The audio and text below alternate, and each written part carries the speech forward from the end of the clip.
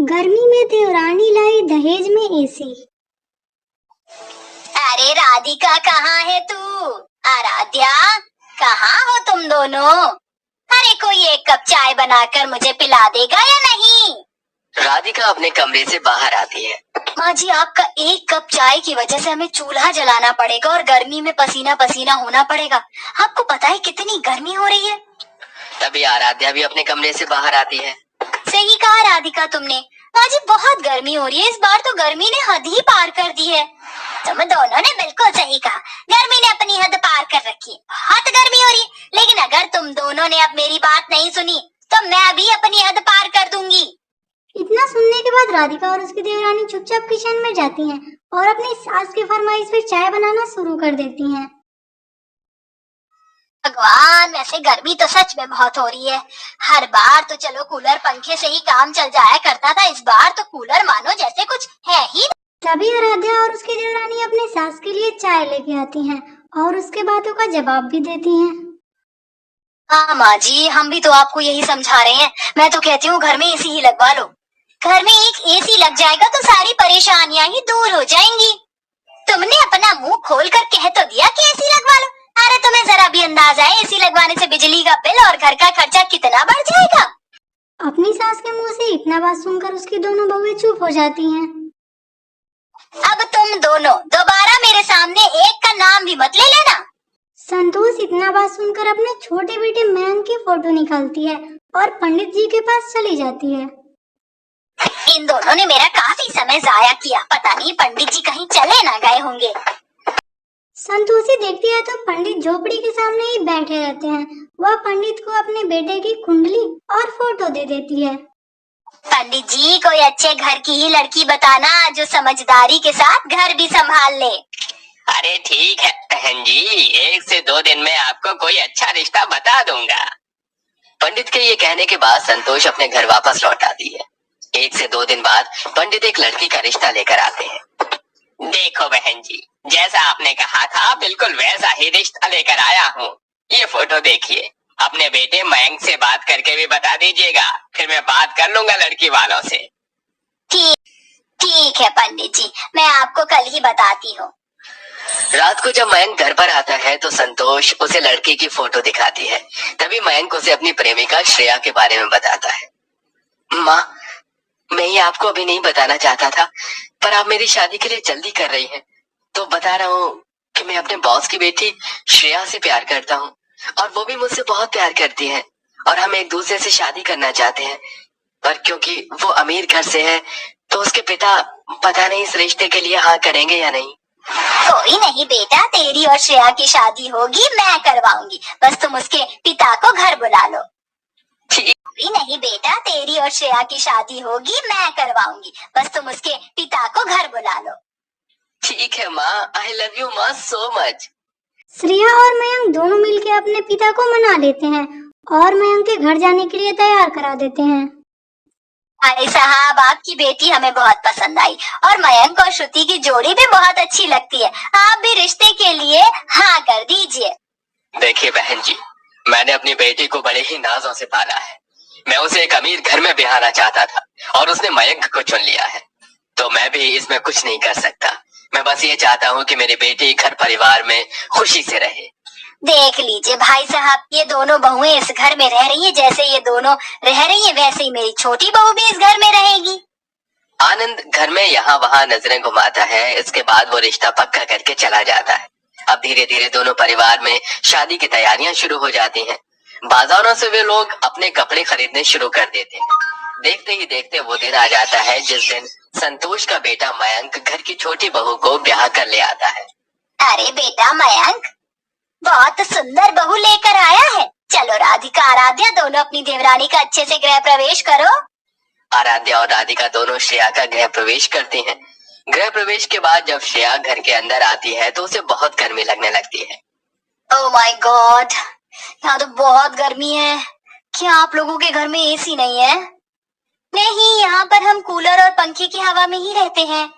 तो फिर माँ जी, मैं अपने दहेज में एसी लेकर आई हूँ, आप उसे मेरे कमरे में लगवा दीजिए। इस बार बहुत गर्मी है, मुझे तो बिल्कुल भी बर्दाश्त नहीं हो पाएगी। जब दहेज के सामान में सब लोग एसी देखते हैं तो सबकी आंखें खुली की खुली रह जाती हैं, खास तौर पर आराध्या और राधिका की।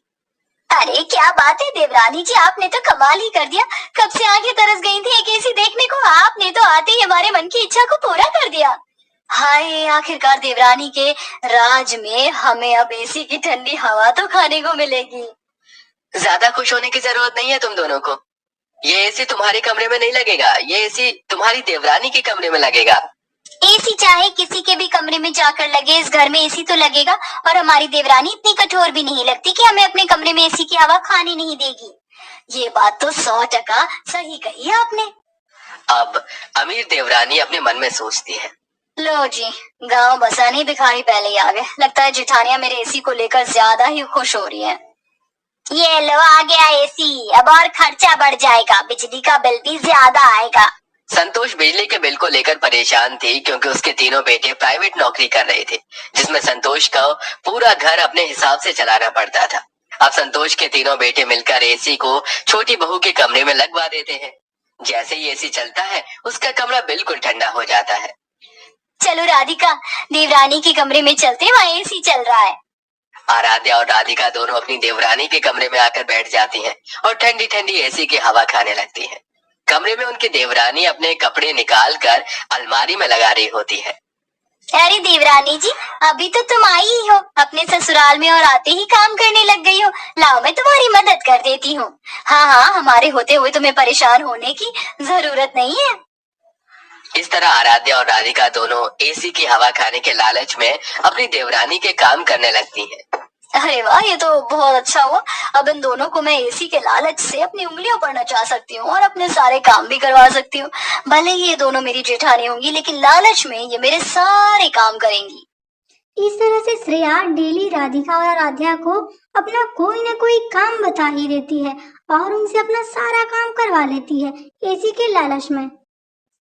देखो आराध्या दीदी और राधिका दीदी, मुझे खाना बनाना नहीं आता, आपको तो पता है ना। अभी पहली रसोई की रस्म होनी बाकी है कि आप दोनों मेरे लिए खाना बना दोगी, फिर आप दोनों आराम से एसी की हवा खा लेना। हाँ, क्यों नहीं। ये देखो अभी 10 मिनट में किस तरह हम दोनों का खाना चूल्हे पर बनाते हैं। तुम बस परोस देना, किसी को पता ही नहीं चलेगा कि खाना हमने बनाया है।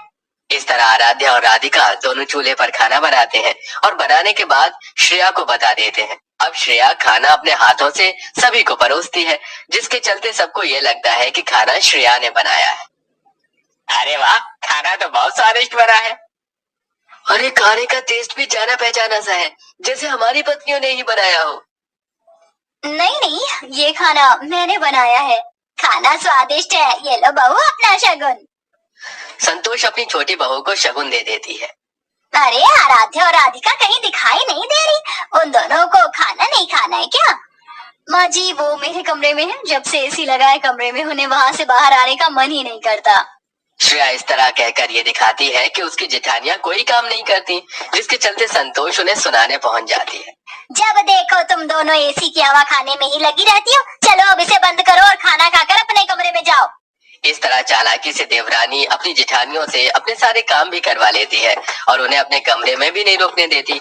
ऐसे ही कई दिन तक चलता रहता है। एक दिन इस बात का पता संतोष को चल ही जाता है। दीदी, आप दोनों मिलकर मेरे हिस्से का काम और कपड़े धो देना, मैं शॉपिंग करने जा रही हूँ। काम होने के बाद आप दोनों एसी में आराम से बैठ जाना। श्रेया इतना कहकर चली जाती है, जिसके बाद संतोष ये सब देख लेती है। अच्छा, तो ये बात है। देवरानी एसी का लालच देकर जेठानियों से सारे काम करवा रही है। उसी दिन घर में बिजली का बिल भी आता है। बिजली का 1 महीने का पूरा 20,000 रुपए का बिल होता है। हे भगवान, कहीं मैं हार्ट अटैक के मारे मर न जाऊं। इतना बिल, वो भी सिर्फ एक एसी के चलने की वजह से। नहीं, अब और नहीं। अब तो ये एसी हट कर ही रहेगा। संतोष शाम को अपने बेटों के आने के बाद उन्हें बिजली का बिल दिखाती है और उनसे कहती है, अरे अगर इस तरह इतना ज्यादा बिल देने लगेंगे तो हम तो घर चला ही नहीं पाएंगे। और ऊपर से 3 बहू होने के बाद घर में अगर एक ही बहू के कमरे में एसी होगा तो दूसरों को परेशानी होगी। इसीलिए एसी हटाकर अब से श्रेया बहू के कमरे में एक कूलर लगेगा। अगर कुछ हो तो तीनों बहुओं के लिए हो और ना हो तो किसी के लिए नहीं हो। अपनी माँ की बात मानकर तीनों बेटे एसी हटा देते हैं और श्रेया के कमरे में भी कूलर लगवा देते हैं। इसी के चलते अब दोनों जेठानी उसके कमरे में आना बंद कर देती हैं, जिसके बाद श्रेया को अपने सारे काम खुद ही करने पड़ते हैं। इस तरह संतोष अपने फैसले से तीनों बहू को एक समान कर देती है और तीनों अपना अपना काम सीख लेते हैं और तीनों ही अपना काम समय पे करते हैं, तो हर सास बुरी नहीं होती। तो संतोष अपनी बहू को सबक सिखाने के लिए कदम उठाए थे।